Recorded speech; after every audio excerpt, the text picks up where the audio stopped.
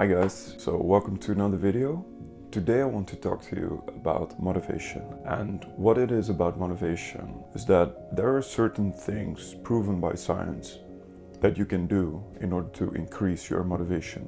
When you have done these things and when these things are in place, of course you can still have bad days and you can still come up to blockades. So I was thinking, like, what is it about these blockades that stop the motivation from continuing? Personally, I think when you have all the scientific tricks, let's say the life hacks, and figured out, I think the one thing that stops people from staying motivated is a lack of clarity. Because creating clarity for you personally or in your career or for setting your goals is gonna help tremendously with staying motivated.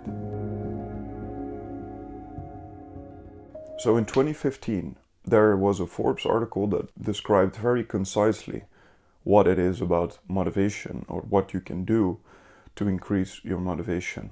And what I think was very interesting is that you have three main elements that you can acquire to stay motivated. And so the first one is develop solid routines. Because everything that is a routine doesn't require that much willpower anymore.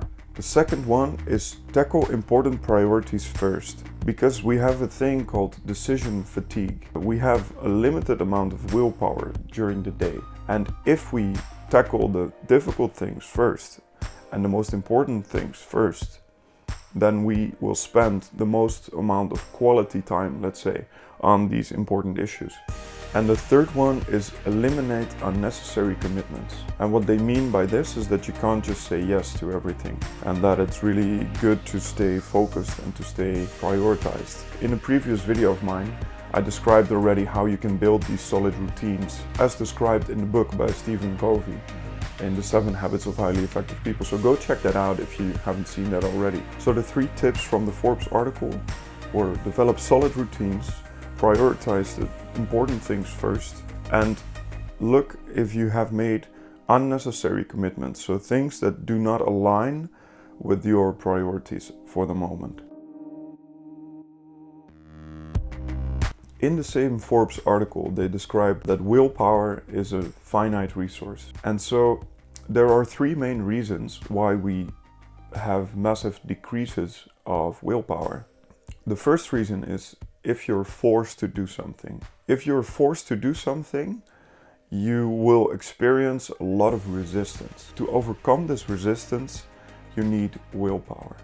You deplete your finite resource of willpower during the day. So think very critically about if you're really forced to do something or if you actually choose to do something, because only changing this mindset will already help you tremendously in saving up willpower for the more important tasks. The second aspect of depletion of willpower is when we do things that are not aligned with our values or beliefs. When we notice we're doing something that is not aligned with how we see the world or how we believe the world should be, it creates a lot of resistance. And this resistance to overcome, again, depletes our willpower. So think critically about, am I in the right spot? Am I doing the right things? Do they align with my values and beliefs? Because if this is not the case, you will notice that it will create a massive amount of resistance. And to overcome this amount of resistance, you need a lot of willpower, which you then can't spend on other really important tasks. Am I forced to do this, or do I want to do this? Does this align with my beliefs or values, or am I doing something that I don't believe in? And thirdly, it is when you think you can't do something. And this is what for me also has to do with clarity.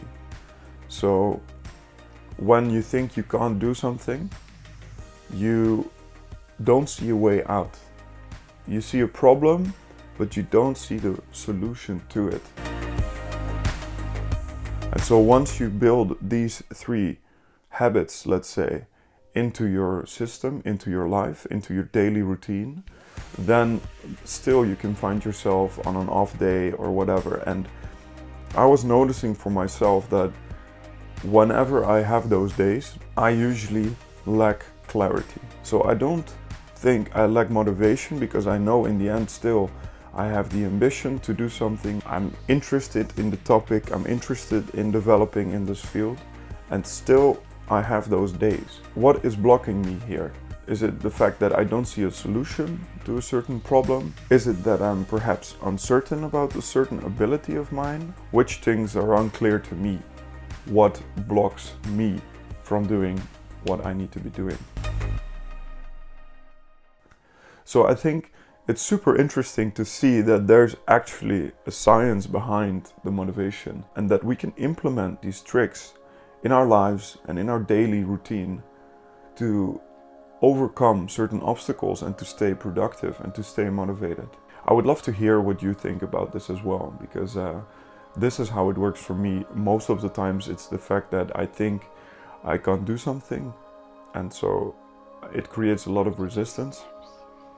So I hope you found this video interesting. If you do, leave a like, subscribe, and all the good stuff. And I hope to see you guys in the next one. Bye bye.